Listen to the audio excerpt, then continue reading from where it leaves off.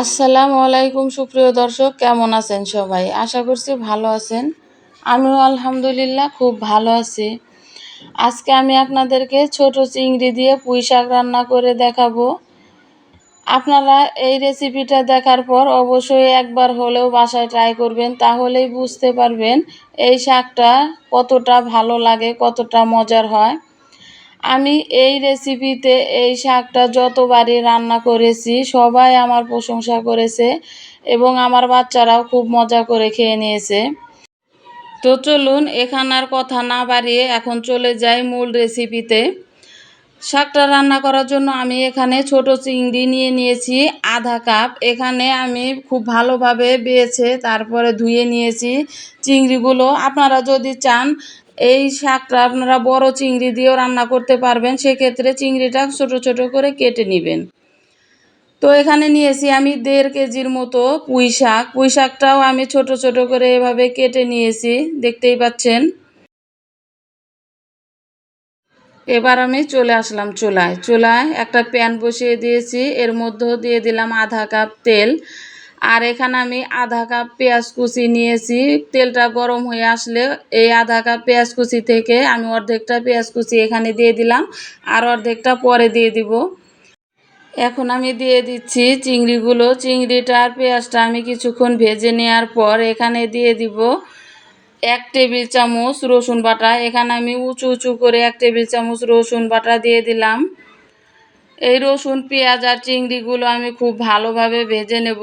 আপনারা সহজেই বুঝতে পারবেন এরকম যখন দলা পাকে আসবে তখনই এখানে দিয়ে দিব অল্প পরিমাণে পানি। পানিটা দেওয়ার কারণ হচ্ছে এখন আমি গুঁড়া মশলাটা দিয়ে দেব, সেই জন্য এখানে অল্প কিছুটা পানি দিয়ে দিলাম, যাতে করে গুঁড়া মশলাটা পুড়ে না যায়। গুঁড়া মশলাটা পুড়ে গেলে শাকটা খেতে ভালো লাগবে না। তো এখন আমি এখানে দিয়ে দিলাম স্বাদ অনুযায়ী লবণ। আপনারা আপনাদের পরিমাণ মতো লবণটা দিয়ে দিবেন। দিলাম 2 চা চামচ হলুদের গুঁড়া, দিচ্ছি 2 চা চামচ মরিচের গুঁড়া। আপনারা এখানে ঝালটাও আপনাদের পছন্দ অনুযায়ী দিয়ে দিবেন। দিচ্ছি 2 চা চামচ ধনিয়া গুঁড়া, 1 চা চামচ জিরার গুঁড়া, 2 চা চামচ আদা বাটা। এই মশলাগুলো দেয়া হয়ে গেলে তখন খুব ভালোভাবে নেড়েচেড়ে মশলাগুলো কষিয়ে নিতে হবে।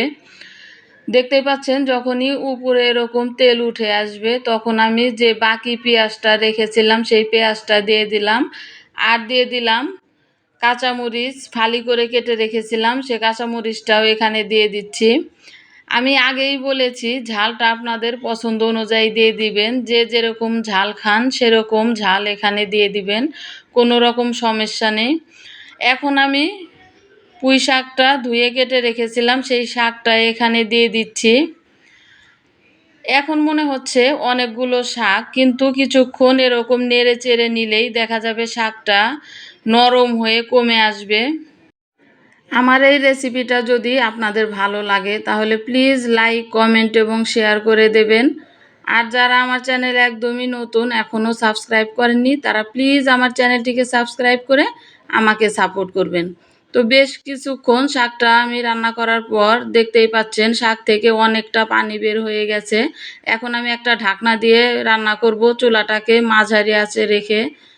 তো কিছুক্ষণ পর আমি ঢাকনাটা উঠিয়ে নিয়ে দেখে নিচ্ছি, দেখতেই পাচ্ছেন পানিটা অনেকটাই টেনে গেছে। এ পর্যায়ে এখানে দিয়ে দিচ্ছি কিছুটা ধনিয়া পাতা। এই ধনিয়া পাতাটা দেওয়ার ফলে এই শাকটা খেতে অনেক মজা লাগবে আর এর ফ্লেভারটা অনেক ভালো আসবে।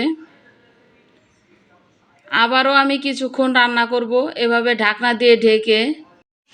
এখন আমার শাকটা হয়ে গেছে, দেখতেই পাচ্ছেন পানিটা অনেকটা টেনে গেছে। এরকম রসালো থাকা অবস্থায় চুলা থেকে নামিয়ে নিতে হবে।